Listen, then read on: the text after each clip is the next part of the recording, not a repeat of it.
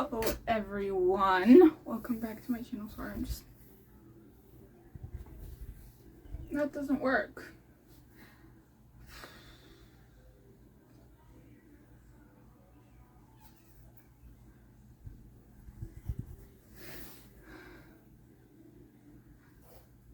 I want the sun, but like, I don't want it to go on me, you know?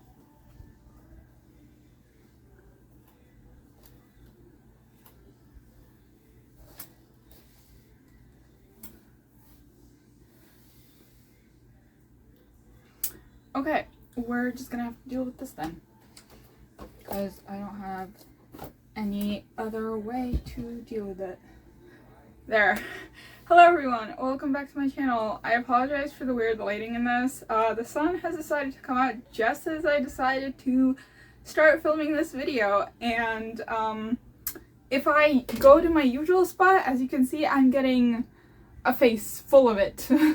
So we have changed spots slightly. Also, I redid my shelves, but that's not the subject matter of this video, so I'm going to try to keep out of the sun.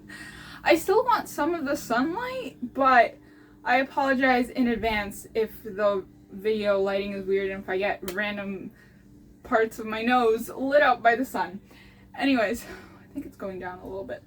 It is ridiculously hot. I have my water bottle that's actually holding down the curtain, and I think editing Mila will brighten this up a little bit so you can see me better. But basically today we're going to do another individual book review, and this time it is actually, drumroll please, a Greek mythology retelling.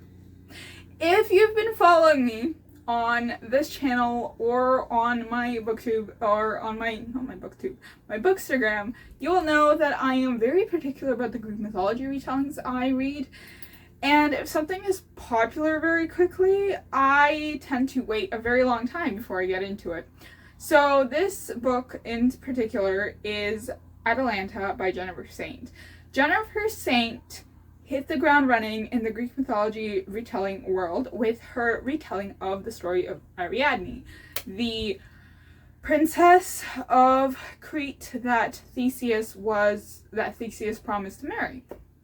And then she gets left alone on like an island, and Dionysus finds her and marries her instead, and she lives her life as, you know, the wife of a literal god. So she's living her best life, right? Theseus is a jerk. I didn't read that because I was like, I don't know how I feel about this. Why does it look weird? Sorry, it's bugging me. It's just a blanket. Okay. So I was like, I'm a little bit skeptical about this. And then she published Electra, which actually doesn't just follow Electra, it follows two other female characters as well.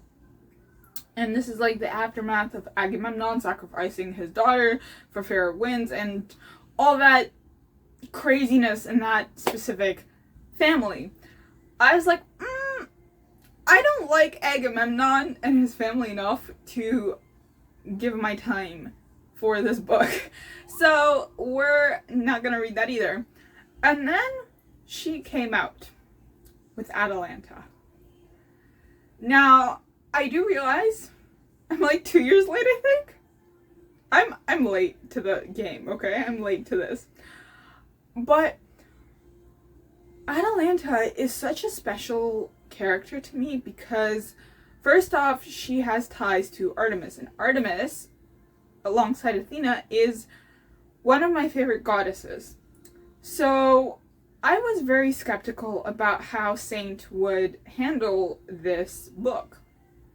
But I was like, you know what? Screw it. I'm gonna read it. So I did. I downloaded it, and I read it, and I loved it.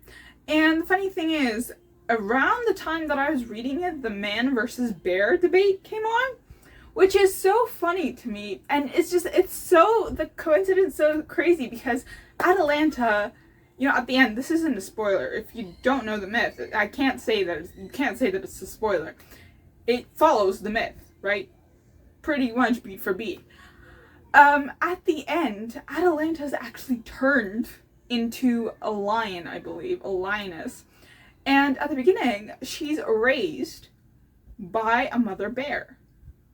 So, like, in the end, Atalanta chooses the wildlife.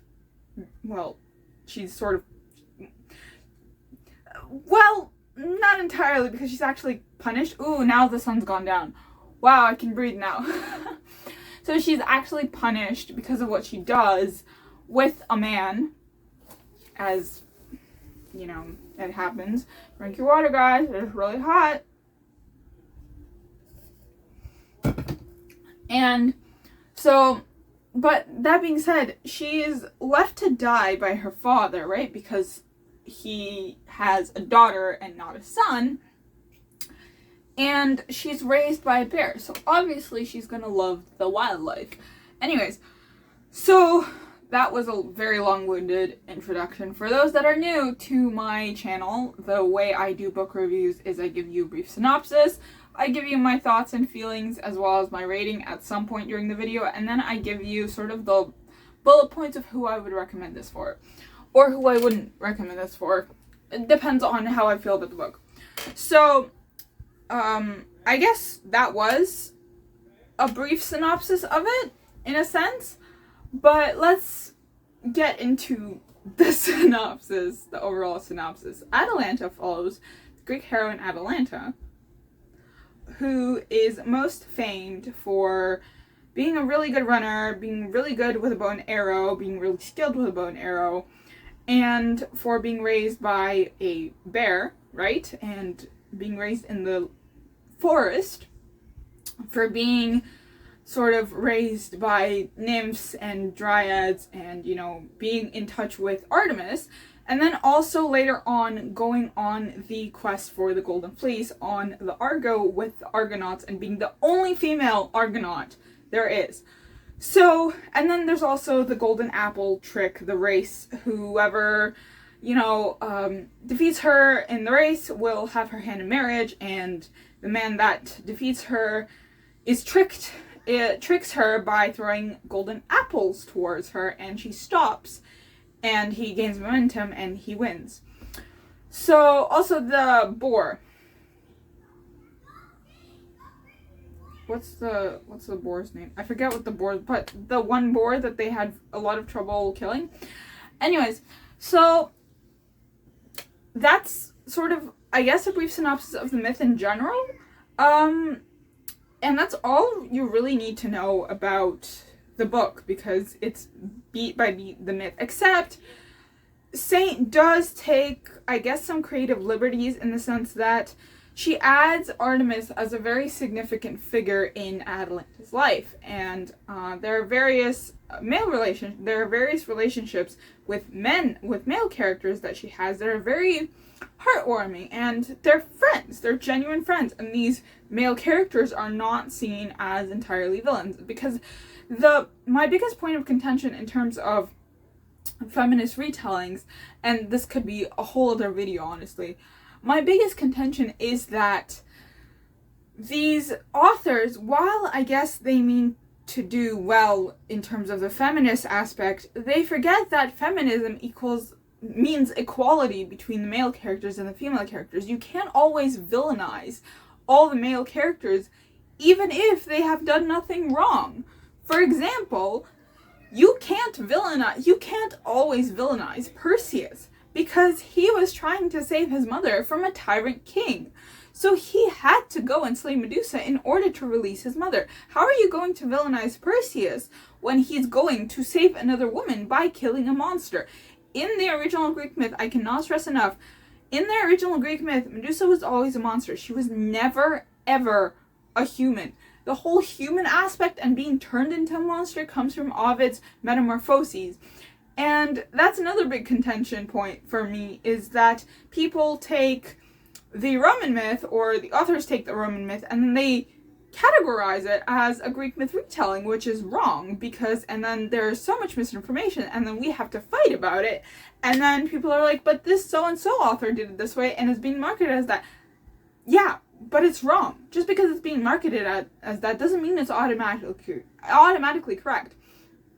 So, what I liked that Saint did in this book was, you know, she had the male characters have friendships with Atalanta, and she didn't villainize them if there was no need to villainize them, if there was no need to portray them as villains, because there were good male characters in Greek mythology. There are good men in this world. If you villainize all the men from Greek mythology, then, you know, no one's gonna learn from their mistakes.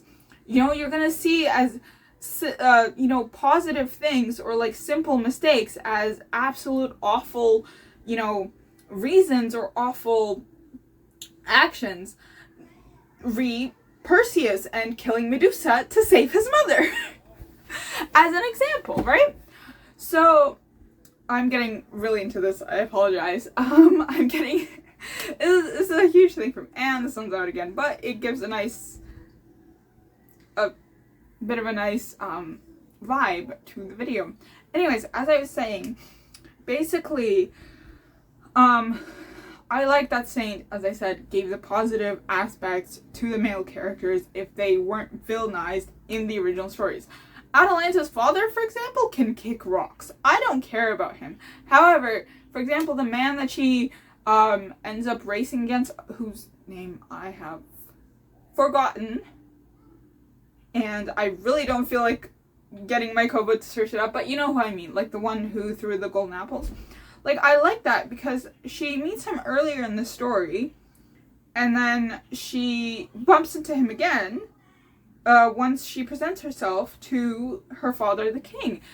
And because they have this relationship already, it sort of builds the base of their romantic relationship. So it's not like right away she's thrown into this marriage. She's thrown into a marriage, yes, but she's thrown into a marriage with someone she knows and she trusts, as far as trust towards men goes, right? As, you know, woman, as a female character, because can you ever really trust men in this world, even in Greek mythology retellings? No, you cannot. It's just the way of the world. It should be better, but that's how it is. Anyways, so those are sort of my thoughts, I guess. I went on a bit of a ramble, so, but basically, I don't have any notes about this, but basically, 5 stars, I believe, is what I gave it. Or maybe 4, I don't remember what I gave it. Editing Mila will take care of that, as she usually does. Or maybe she completely ignores it. Who knows? Who knows how future me is gonna feel. Anyways, so I gave this a pretty high rating. I don't remember if it was 4 stars or 5 stars or whatever. Anyways, I really enjoyed this as far as Greek mythology retellings go. And I would recommend this to fans of Saint's other work, if you liked Ariadne and Electra, if you even liked her newest release, Hera, which I haven't read because it's not out, I believe, in Canada yet.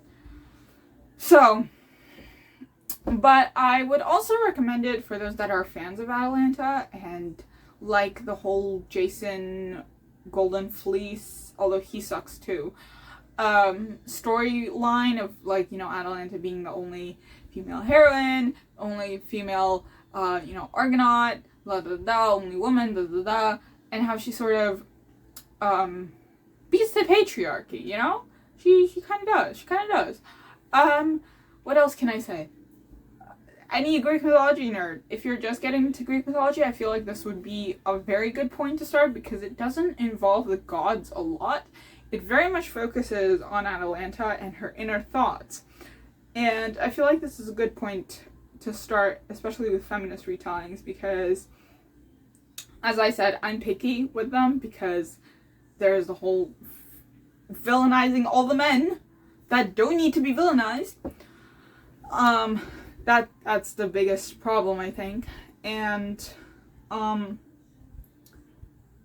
feel like this is a good point to see, like, this, it feels like a true feminist retelling, you know? It really does. It feels like a true feminist retelling. Yeah, I feel like that's sort of it.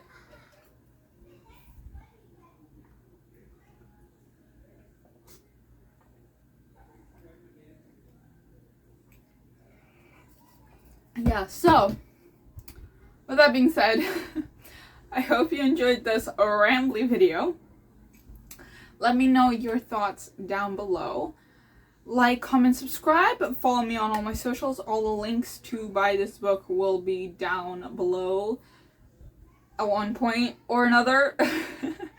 I've been lazy on that, I apologize. And I will see you in the next one. Happy reading!